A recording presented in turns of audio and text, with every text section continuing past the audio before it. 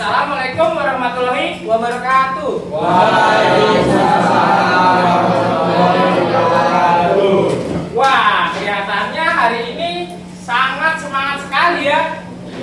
Oke, sebelum kita mulai pelajaran, Saka pimpin doanya. Duduk siap. Sebelum belajar berdoa menurut ajaran kepercayaan masing-masing. Berdoa mulai.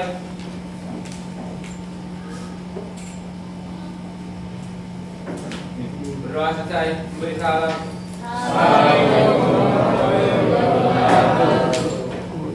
Oke, waalaikumsalam warahmatullahi wabarakatuh. Saya absen dahulu ya. Abdul, Adi, ada Pak. Dani, Aisyah. Aisyah ada? Aul, Excel. Selanjutnya Bapak mau tanya, ada yang tahu hari ini kita akan mempelajari materi apa? Ya, oke. Yang di belakang apa nggak terlihat? Ya. Oke, pada hari ini kita akan belajar tentang sistem pencernaan manusia. Setelah materi sebelumnya kita mempelajari tentang zat makanan, terus menyusun makanan, menu sehat, dan juga kita telah menghitung BMI dan BMR. Sekarang kita akan mempelajari pada poin yang keempat, struktur dan fungsi penyusun pada pencernaan manusia. Oke.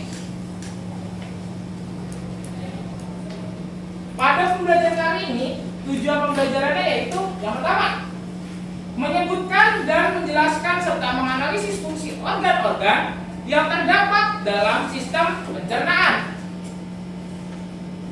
Yang kedua, mengidentifikasi dan menganalisis pencernaan, kelenjar-kelenjar pencernaan beserta dengan fungsinya. Oke. Kita telah mempelajari tentang materi makanan dan menu makanan sehat. Makanan dicerna manusia itu tujuannya untuk mendapatkan energi. Oke, bagus. Nah, tapi kalian tahu gak sih organ-organ apa yang berperan untuk mengolah makanan ini untuk menjadi energi? Nah, pada pelajaran kali ini kita akan membahas itu semua. Nah, pencernaan makanan manusia itu diibaratkan seperti ketika perjalanan kita ke suatu tempat menggunakan itu bis ataupun kereta. Yang pertama didahului kita berangkat ke terminal ataupun ke stasiun. Nah, begitu juga pertama makanan akan kita makan melalui mulut. Nah, mulut ini diibaratkan seperti terminal di mana kita menurut Saka sistem pencernaan itu seperti apa? Sistem organ yang melakukan atau mengolah makanan agar dapat diserap nutrisinya untuk menjadi energi. Oke, tepuk tangan untuk Kenny dan Saka. Sistem pencernaan. Makanan yang kita makan dicerna melalui saluran spesifik yang dimulai dari rongga mulut dan berakhir di anus. Saluran ini disebut dengan saluran pencernaan. Saluran pencernaan terdiri dari buccal cavity atau rongga mulut, Ronggongan, Lalu lambung. Lambung ini ya? ya, Ini lambung. terus Lambung. nah, Usus halus. terus Usus besar. terakhir. Anus. Oke, tepuk tangan buat Saka. Makan pH mulut. Nah, ludah disekresikan kelenjar ludah. Ada yang tahu kelenjar ludah itu seperti apa? Ayo. Tadi ada minor dan mayor. Oke. kelenjar minor itu berfungsi untuk menghasilkan enzim lipase dan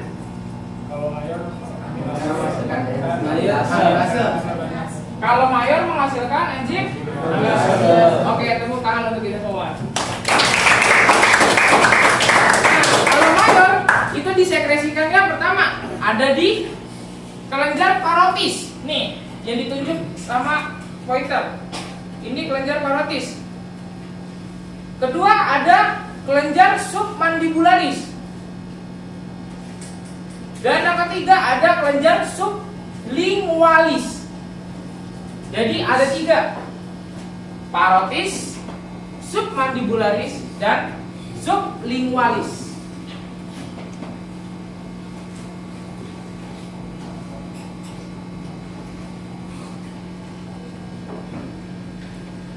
Oke, selanjutnya ada kerongkongan.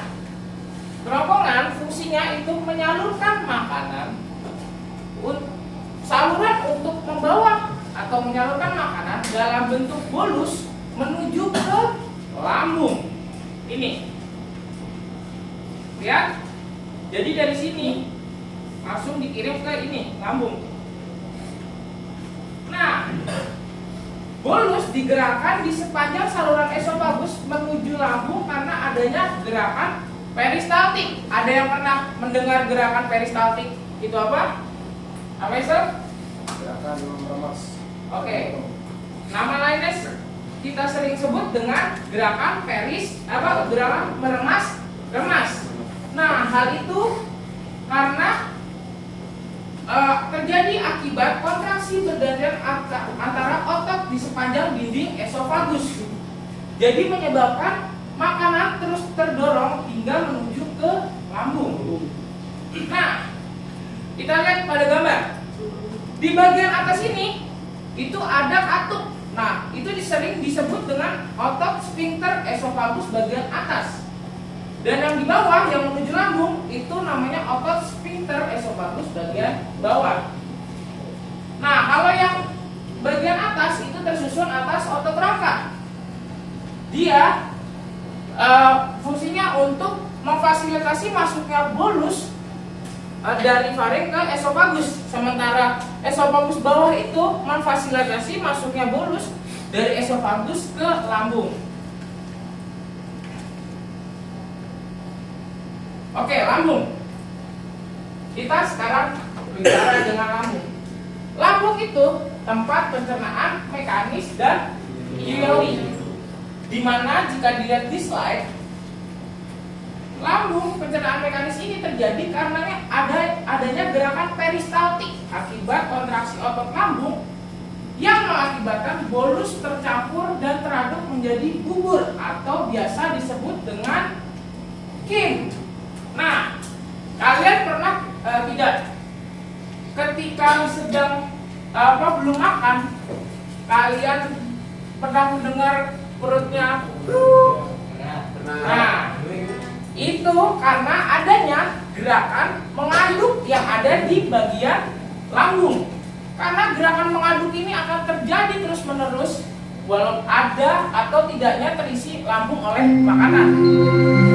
Nah, sementara ada pencernaan Saatnya jam 6 dimulai. yaitu dengan bantuan getah lambung yang dihasilkan oleh It's time to begin the sixth di lesson. dinding lambung bagian fundus.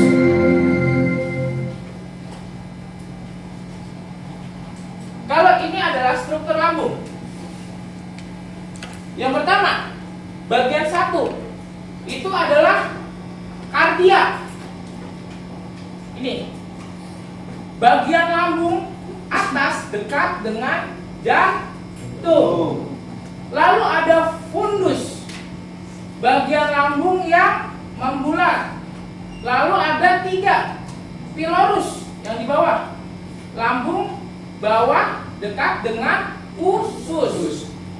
Nah, lambung itu bentuknya berlekuk atau yang disebut dengan ruge. Nah, di atas ini ada sphincter esofageal. Fungsinya apa? Fungsinya yaitu untuk menahan makanan yang sedang dicerna oleh lambung agar tidak kembali ke esofagus. Nah, sedangkan yang nomor 6 ini adalah sphincter pylorus bagian bawah. Artinya menahan makanan yang sedang dicerna oleh lambung agar Nah, selain tadi organ ada enzim. Pertama ada ptyalin, yaitu penghasilan kelenjar ludah. Tempat bekerjanya di mulut. Dia mengubah amilo menjadi maltosa. Kemudian ada pepsin. Dia merongga protein menjadi pepton. Kemudian ada renin, menggumpalkan kasein yang terdapat dalam susu. Amilase, mengubah zat tepung menjadi gula. Lipase, mengubah lemak menjadi asam lemak dan gliserol. Trypsin, mengubah protein menjadi peptida dan asam amino. Oke, sekarang kalian berkelompok berdiskusi mengerjakan lembar kerja peserta didik.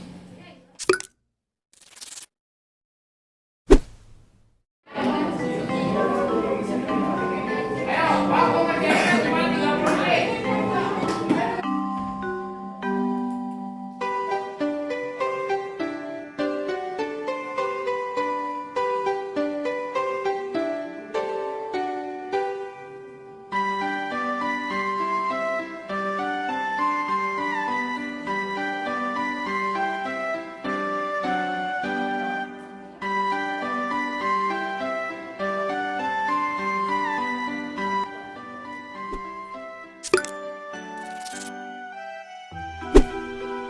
Kelompok 4 akan mempresentasikan hasil kerja kami.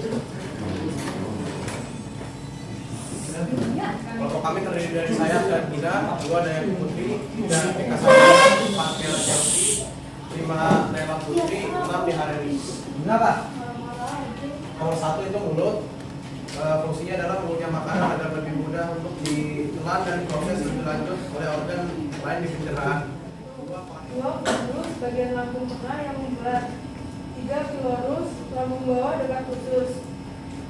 4 rusule membran mukosa berbentuk lekuk-lekuk yang berfungsi melindungi dinding lambung dari abrasi asam lambung. 5 sphincter esophageal, katup yang menjaga agar makanan yang masuk tetap berada di lambung. Sphincter pylorus, katup yang menjaga makanan agar tidak keluar sebelum pencernaan selesai. Mungkin dari kelompok lain ada yang ingin bertanya? Oke, Ade. Ade, mau nanya apa, Ade? Penjelasan tentang perbedaan pencernaan mekanik dan kimiawi. Oke, Ade nanya tadi perbedaan pencernaan mekanik dan kimiawi. Ada yang ingin bertanya lagi? Saka. Saya coba berikan pendapat tentang fungsi empedu pada sistem pencernaan manusia. Ada yang ingin bertanya lagi? Satu lagi. Sela. Bagaimana kondisi alat pencernaan tubuh manusia jika terlalu sering mengkonsumsi makanan yang terlalu panas atau dingin, bahkan pedas? Mungkin bisa dijawab satu persatu.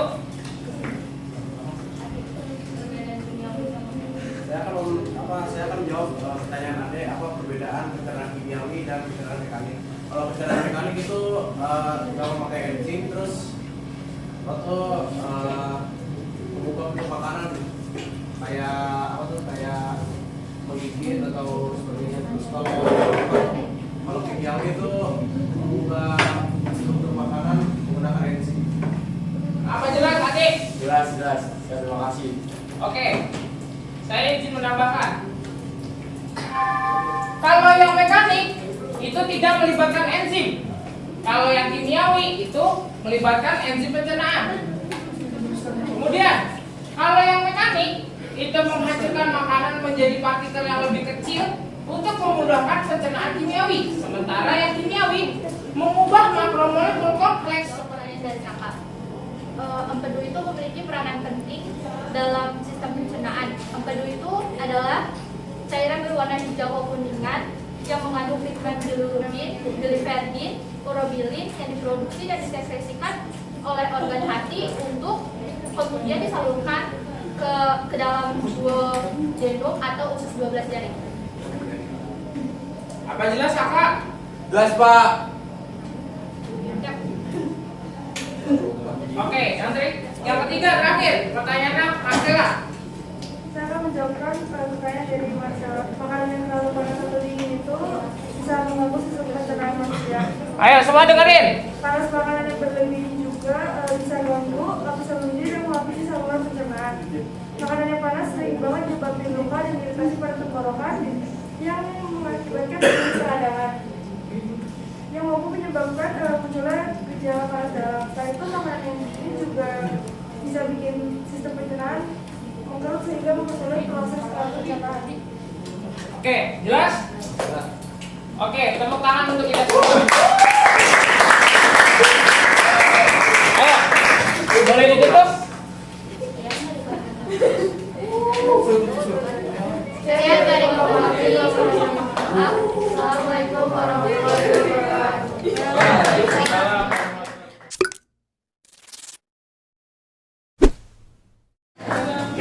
Oke, dari kesimpulannya pada pagi hari ini adalah, ayo ada yang bisa menyimpulkan?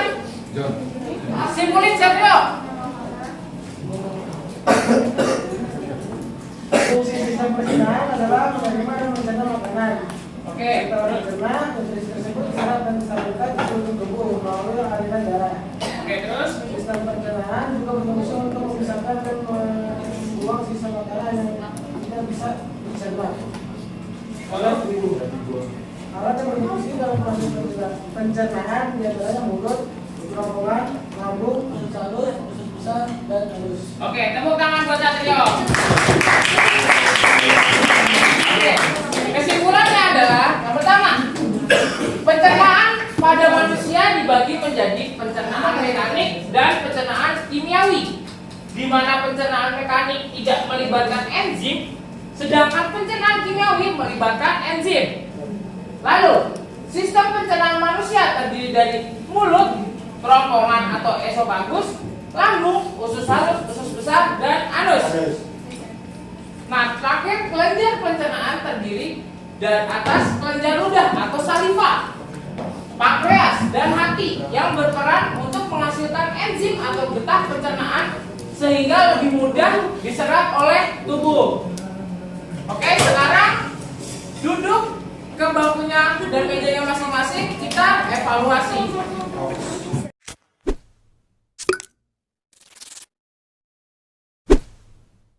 Soalnya akan diputar kurang lebih 1,5 sampai 2 menit. Tapi kalau misalkan sebagian besar kalian sudah, boleh kita lanjut.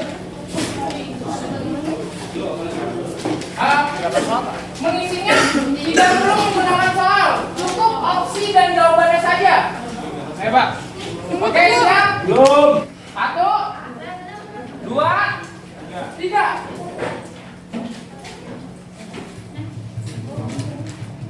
Nomor 1. Enggak. Lambung menghasilkan asam lambung yang berfungsi untuk A. Membantu mencerna makanan menjadi partikel yang lebih kecil. B. Membantu pergerakan makanan melalui lambung.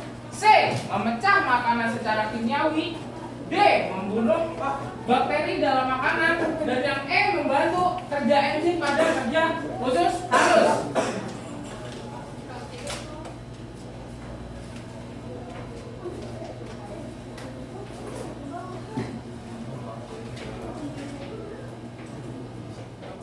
Oke, terima kasih.